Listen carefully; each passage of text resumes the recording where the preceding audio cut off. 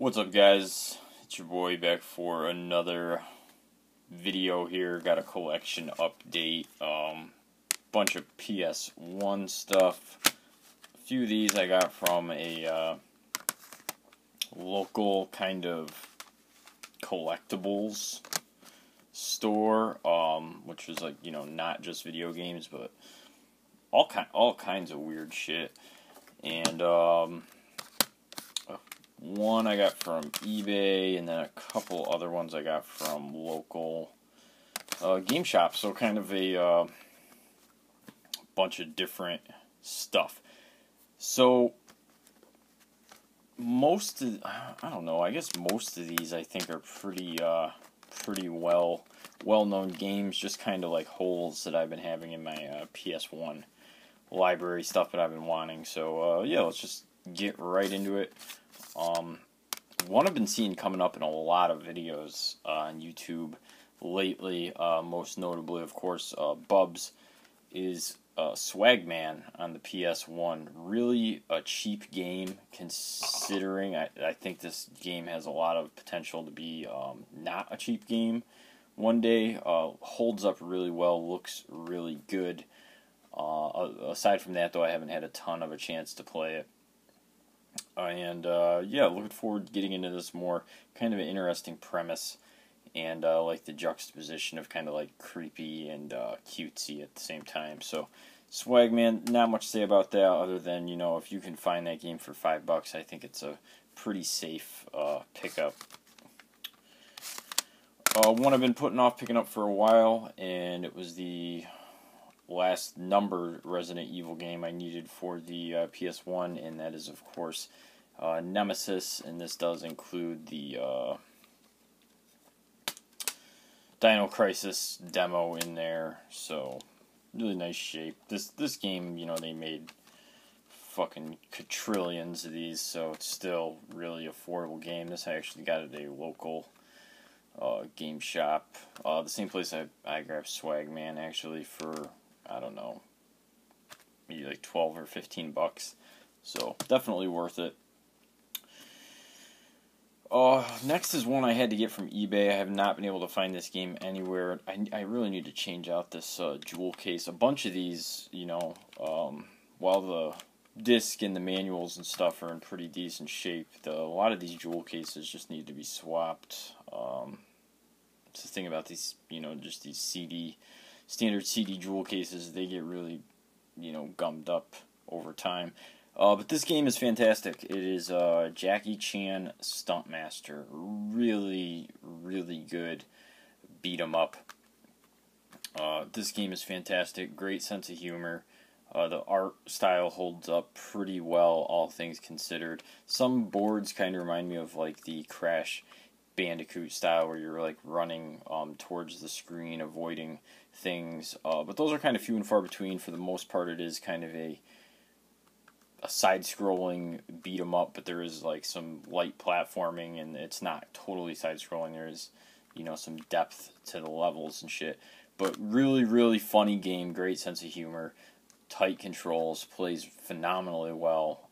Definitely highly recommend Jackie Chan Stunt Master. I don't hear too many people bring this game up, but it is a fucking Jackie Chan game, so I'm sure it is pretty well known just on, star value or whatever. So, or name recognition, I guess is probably a better way to put that. Let's see. Next, kind of a disappointment. This game really isn't that good. It's got like really funny like death animations, and it has some things going on, but I just don't see myself playing it much, which is kind of a shame. I played it a couple hours last night and was just kind of like meh about it, and that is Eggs of Steel, Charlie's Excellent Adventure, published by Atlas. I'm pretty almost positive they didn't produce it. In fact, I think Enix might have made the game. I can't remember, but it's actually still in my PS3 right now. But when you see that old Enix logo and an Atlas logo on a game, it's kind of exciting. At least it is for me. But the game overall, I'd say, is kind of a disappointment. Maybe I need to give it a little bit more time.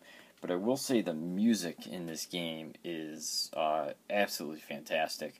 Kind of like really generic music in a sense, but it sounds really clean and really good in the levels, like salsa and like jazz music. I really like the music in this game. Probably the music and the sense of humor in this game is the big takeaway. Unfortunately, the gameplay is what's sort of lacking, and in a video game that should probably be at the forefront. But cool game regardless. This used to be like a $5 game. Prices on this are going up. Probably, logo collector squad. What's good? But speaking of gameplay, this game is phenomenal in the gameplay department. I could see myself and my brother, whoever, because it is a 1 to 2 player game, and we have been playing some 2-player on this. I see us just putting thousands of hours into this game, literally. Maybe that's a little exaggeratory, but at least hundreds, because the gameplay in this game is phenomenal. Extremely fun game. Another Atlas game. And another one that the prices are going up on. Used to be a really cheap game. And that is Trap Gunner Countdown to Oblivion. Fantastic game. Very, very fun. Kind of a mishmash of genres, but this game you buy for the 2-player. The split screen is just, it's phenomenal. Can't say enough good things about this. Really like the packaging on this too. I think Atlas did a fantastic job just giving this game lots of style, lots of nice art throughout. Really, really cool. So overall, this is just definitely kind of a diamond in the rough here in the library. Possibly an overlooked game for a while, but I do think it's picking up some traction, in the last couple of years. So yeah, highly recommended if you don't have this, and you do. I mean, it's all right for the single player, but this game definitely shines if you have another person to play it with. So yeah, I'm gonna have to go ahead and recommend that. Another game that I will recommend. This is one I remember renting as a kid and thinking it was just kind of okay, and I was playing it a bit last night. And at first I was like, the game is too easy and it's too small because it just shows this little map. The first couple stages are kind of a joke. But then after you get through the initial map, it just opens up and gets pretty expansive, and it definitely gets much more challenging. So it kind of tricks you at the beginning. You think it's a short, little, easy game, and then it kind of just blows up and gets challenging. And I really, really like it so far. And it is Punky Skunk, a Jaleco game. Can't remember if they developed this too. I think they did. I think they published and developed it. But really fun side-scrolling game on the PlayStation 1. Art style holds up pretty damn good, in my opinion. It looks great today. And the stages in this game, they each have their own gimmick, usually revolving around some kind of extreme sport. It's very like mid-90s-esque in that regard, whether it be inline skating or fucking snowboarding, whatever, right?